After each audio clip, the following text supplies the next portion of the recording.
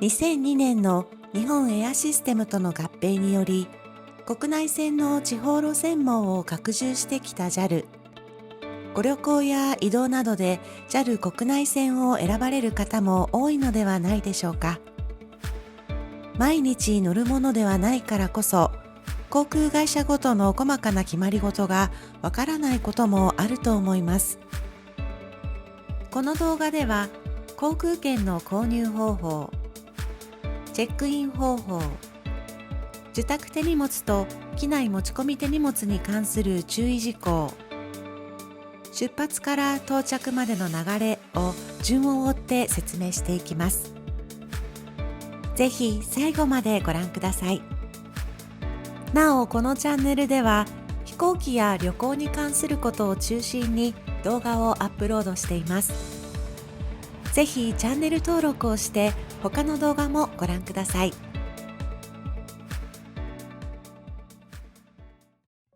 日本航空、J エア、日本トランスオーシャン航空、琉球エアコミューター、日本エアコミューター、北海道エアシステムの JAL グループ6社は JAL ウェブサイトや JAL カウンターを利用して乗れるので、この動画では JAL と一括りにしてお話ししていきます。それではまず航空券の購入方法です。現在 JAL 国内線航空券は JAL 公式サイトやアプリで予約購入する方法、電話で予約購入する方法、空港の JAL カウンターで購入する方法、旅行代理店で購入する方法があります。電話で購入される方は予約番号や購入期限を控える必要があると思いますので、ペンとメモ用紙を準備してから電話してください。また、旅行代理店で購入する際には、ショッピングモールなどで買い物のついでに購入できたりしてとても便利ですが、手数料が上乗せされるのと、団体包括運賃などで空港での変更が一切できない場合がありますのでご注意ください。今回この動画では JAL 公式サイトで購入する方法をご紹介いたします。JAL 公式サイトにはパソコンやスマートフォンなどからアクセスできます。どちらでアクセスしても操作は同じですが、今回は多くの方に身近なスマートフォンでの操作をご案内いたします。スマートフォンの検索窓に JAL 国内線と入力し検索すると、このような公式サイトが出てきます。この公式サイトをタップし、国内線の予約画面に入っていきます。JAL 公式サイトではすぐに予約検索画面になっているので分かりやすいと思います。まず片道か往復かを選びます。今回は一旦往復を選んで進めていきます。次に出発地と到着地を入力していきます。タップすると利用できる空港の一覧が出てきますので、スクロールしながら利用したい空港を選びます。この際、空港の選び間違いにご注意ください。続いて日付を入力していきます。行きの便の日付を入力すると、帰りの便の日付が自動的に選べるようになります。続いて人数を入力します。大人、小児、幼児、それぞれのプラスマイナスで人数を選んでいきます。続いて座席クラスを選びます。JAL 国内線には普通席、クラス J、ファーストクラスとありますが、就航路線によってないクラスもあります。今回は一旦普通席を選びます。続いて対象者限定割引を選んでいきます。今回は一旦利用しないを選びます。ここまで入力できたら検索をタップします。次に検索結果画面からご希望の便を選んでいきます。今回は石垣で設定しましたので、直行便と経由便があります。直行便は飛行機が1つ、経由便は飛行機が2つついています。座席表の部分をタップすると、現在どの席が空いているか確認することができます。座席指定は購入してからしかできませんが、並びで席が取れるかなどを確認することができて便利です。空席状況の部分をタップすると、料金プランが出てきます。往復セイバー、スペシャルセイバー、セイバー、フレックスなどのこの便で使える料金プランが出ています。料金プランによって払い戻しや変更の条件が異なりますので、運賃規則をお読みになってから決めてください。青い文字の運賃規則をタップすると、払い戻しや変更の条件が確認できます。続いて帰りの便を選んでいきます。航空会社の予約画面では、大抵この画面で日付ごとの最安値が出ているので、ここで日付をタップし、安い日に日程を変えることもできます。往復セイバーをお選びの場合、片道だけのキャンセルはできません。旅程が変わるかもしれない方は、片道ずつ購入してください。すべてを選び終えたら、必要事項を入力し、予約を確定します。予約後は、購入期限までに決済しないと予約が取り消されてしまいますのでご注意ください。続いてはチェックイン方法です。現在 JAL では空港のチェックインカウンターや自動チェックイン機でチェックインできるほか、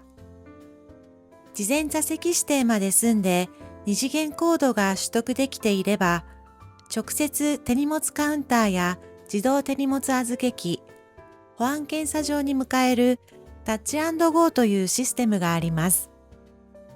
タッチ&ゴーで最も便利なのは JAL アプリをダウンロードして利用する方法ですが、アプリを入れなくても Apple Wallet や Google Wallet、メールの URL から表示した QR コードを保存しておいても登場できます。これ以外にもJAL マイレージバンクの登録を済ませた IC 付きの JMB カードや JAL カード、JAL タッチ&ゴーサービス設定済みのお財布携帯でも利用可能です。スマートフォンの操作に不慣れな方との移動の際には、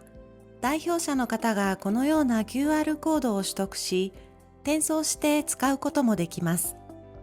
お子様の分は、保護者の方のスマートフォンに一緒に保存しておいても大丈夫です。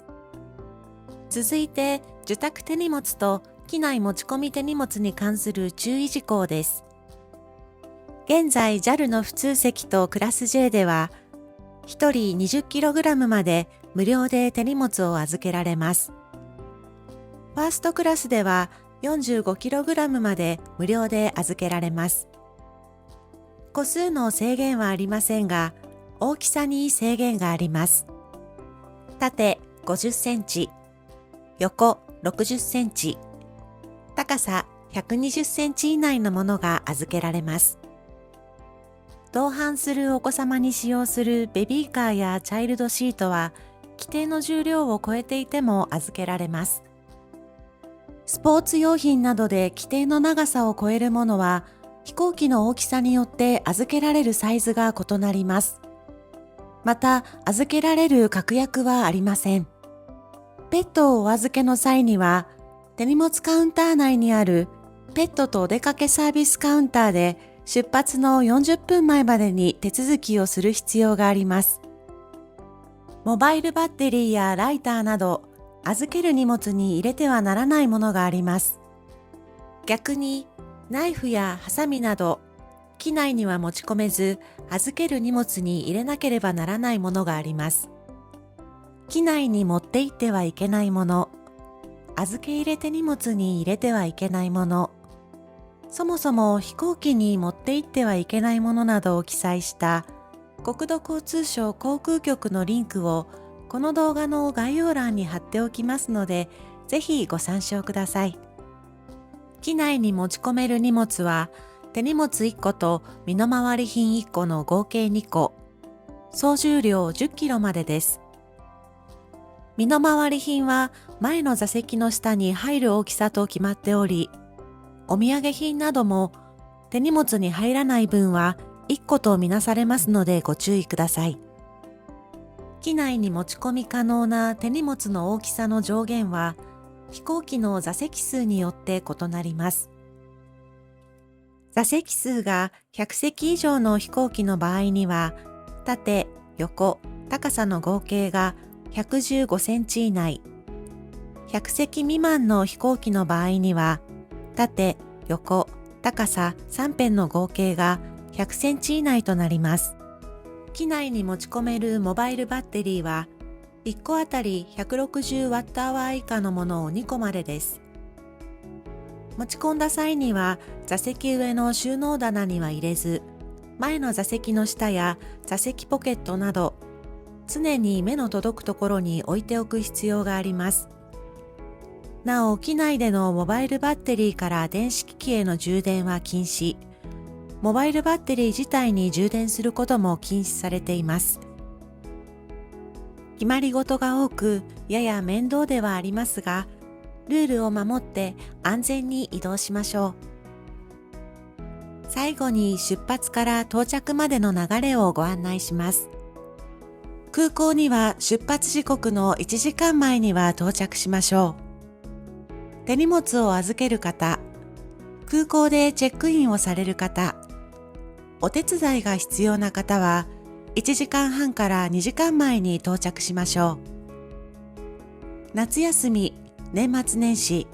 ゴールデンウィークなどの繁忙期には2時間以上の余裕を持って到着することをお勧めいたします。預ける荷物がある方は発行された二次元コードを持ち、手荷物カウンターか自動手荷物預け機に向かってください。JAL のセルフバゲージドロップ、自動手荷物預け機は、ここで手荷物タグを発見できません。近くにある自動チェックイン機で手荷物タグを発行し、手荷物に貼り付けてからセルフバゲージドロップに向かいます。自動チェックイン機とセルフバゲージドロップで合計2回、二次元コードやタッチ&ゴー用のカードが必要となります。スーツケースの場合、手荷物タグは上のハンドルにつけた方がタグが機械で読み取りやすく、係員も扱いやすいと思います。最後にもう一度、モバイルバッテリーやライターなどが預け荷物に入っていないことを確認しましょう。入ったまま手荷物を預けてしまうと、空港の中で呼び出され、もう一度手荷物を預け直すことになります。手荷物を預けた後は、手荷物引換証を必ず持ち、到着地まで保管しておきましょう。飛行機出発時刻の20分前までには保安検査場を通過します。現在国内線では保安検査の前から持っている水筒やペットボトルなどの飲み物、アルコール度数が 24% 以下のアルコール飲料なら制限なく機内に持ち込めます。化粧品は1容器あたり 500ml までの合計2リットル、度数が 24% から 70% 以下のアルコールは1容器あたり5リットル以下で合計5リットルまで機内に持ち込めます。70% を超えるアルコールは持ち込みも預け入れも不可となっています。保安検査場で確認を受けた手荷物を忘れずに持ち、搭乗口に向かいます。搭乗口には出発時刻の10分前までに到着してください。出発時刻の10分前までに搭乗口にいないと乗り遅れてしまうことがあります。お子様連れやお手伝いが必要な方に続き、ボーディンググループごとの搭乗となります。このグループはスムーズな搭乗のために航空会社が便宜上定めているものではありますが、順番通りに乗り込む必要があります。グループ1から2のファーストクラスやマイレージステータスをお持ちの方に続いて、グループ3から5の普通席の搭乗となりますが、飛行機によって普通席のグループ区分は異なります。保安検査場で発行されたレシート上の用紙、または搭乗券に記載されているグループ番号を確認し、順番が来たら搭乗しましょう。飛行機に乗り込んだら、すべてのドアが閉まるまでにスマートフォンなどの電子機器を機内モードに設定するか、電源をオフにします。化粧室は飛行機のすべてのドアが閉まるまでご使用になれます。それ以降ですと離陸してシートベルト着用サインが消えるまでご使用になれませんのでご注意ください。到着後は空港の案内表示に従って到着ロビーに出ます。その際、出発地で手荷物を預けられた方は必ず手荷物受取所の方に進んでください。羽田空港などの大きな空港では日帰りで手荷物を預けていないビジネスマンも多く、人の後をついて歩いていると手荷物受取所を通過せずそのまま到着ロビーに出てしまうことがあります。必ず案内表示を確認して進みましょう。手荷物を受け取ったら出発地で受け取った手荷物引換証の番号と手荷物タグの番号が一致していることを確認しましょ